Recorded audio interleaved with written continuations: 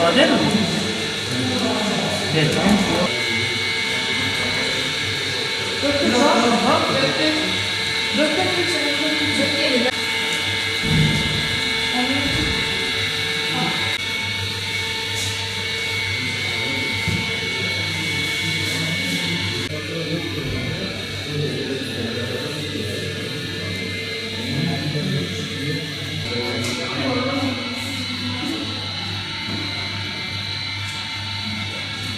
Burada şu anda kimya atölyesinde öğrencilerimizle beraber günlük 4 tona kadar üretim yapma kapasitesine sahip bir atölyemiz var.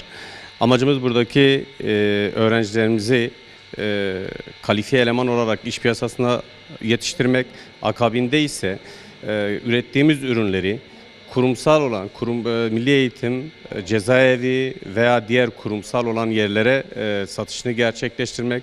Bundan sağlanacak olan gelirle de döner sermaye oluşturup öğrencilerimize herhangi bir katkı payı kazandırmak. Aynı zamanda öğrenciler de işlerinde biraz daha uzman olacak şekilde meslek lisesinden mezun olacaklarını sağlamaktır. Burada öğrencilerimizle beraber başta sıvı sabun olmak üzere bulaşık deterjanı, çamaşır suyu, yüzey temizleyici üretmekteyiz. Her kademede yaklaşık olarak 100'e yakın öğrencimiz bulunmakta. 9, 10, 11 ve 12. sınıflar olmak üzere.